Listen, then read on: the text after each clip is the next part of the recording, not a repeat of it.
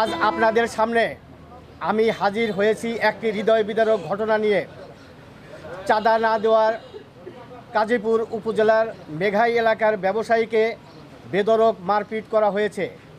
বর্তমানে সে সিরাজগঞ্জ শহীদ এম মনসুর আলী হাসপাতালে ভর্তি হয়ে মৃত্যুর সাথে পাঞ্জা লড়ছে।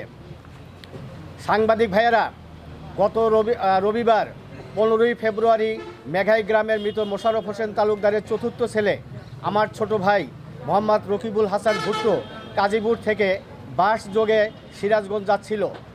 প্রতিমধ্যে সীমান্ত বাজার এলাকায় পাটগ্রামের অদূরে দুবলাই ব্রিজের কাছে সিংড়াবাড়ি গ্রামের মিজানুর রহমান বাবলুর ছেলে সুমনের নেতৃত্বে 6-7 জন একটি সন্ত্রাসী দল বাসটির গতিরোধ করে এবং আমার ছোট ভাই ভুট্টোর মাথায় পিস্তল ঠেকিয়ে তাকে অপহরণ করে পাটগ্রামের পাশে যমুনা নদীর ধারে নিয়ে যায়। সেখানে আমার ছোট ভাইয়ের মাথায় পিস্তল ঠেকিয়ে তাকে বেধড়ক মারপিট করে। এক পর্যায়ে মৃত ভেবে তাকে ফেলে রেখে পালিয়ে যায়। পরবর্তী স্থানীয়রা তাকে উদ্ধার করে এবং Shaheed M Mansur Ali medical college হাসপাতালে ভর্তি করা হয়। বর্তমানে সে মৃত্যুর সাথে পাঞ্জা লড়ছে। প্রিয় সাংবাদিক ভাইয়েরা, আমার ছোট ভাই ভুট্টো একজন চাল ডাল এবং বালু ব্যবসায়ী। মেঘাই এলাকার সাবেক মেম্বার সোলাইমান হোসেন একজন কালোবাজারি ব্যবসায়ী। 3 মাস আগে প্রশাসন অভিযান চালিয়ে কালোবাজারির চাল জব্দ করে ও প্রশাসন তার বিরুদ্ধে মামলা করে।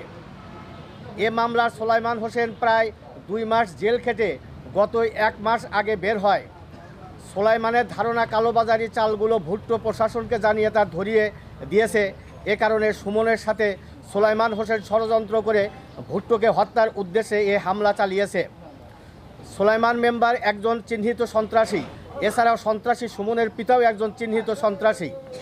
ইতিপূর্বে তার এরূপ সন্ত্রাসী কর্মকাণ্ডের কারণে তাকে দলীয় পদ থেকে অব্যাহতি দেয় জেলা বিএনপি। পরবর্তীতে আর কোনো সন্ত্রাসী কর্মকাণ্ডের সাথে জড়িত হবে না মর্মে জেলা বিএনপির কাছে মুচলেখা দিলে আবারও তাকে স্বপদে বহাল করা হয়। কিন্তু গত 12ই ফেব্রুয়ারি জাতীয় সংসদ নির্বাচনে বিএনপি এককভাবে সংখ্যাগরিষ্ঠতা নিয়ে বিজয়ের পর থেকে সে আবারও তার সন্ত্রাসী ছেলে সুমন ও তার দলবল দ্বারা বিভিন্ন জায়গায় চাঁদা দাবি সহ সন্ত্রাসী কর্মকাণ্ড শুরু করেছেন। প্রিয় সাংবাদিক ভাইয়েরা, বর্তমানে সুমন ও তার সহযোগী সোলাইমান মেম্বার আমাদের পরিবারকে মামলা না করার জন্য বিভিন্ন হুমকি ধামকি সহ হত্যার হুমকি দিচ্ছে। এ কারণে আমরা সবাই প্রাণে ভয়ে বাড়ি থেকে পালিয়ে বেড়াচ্ছি।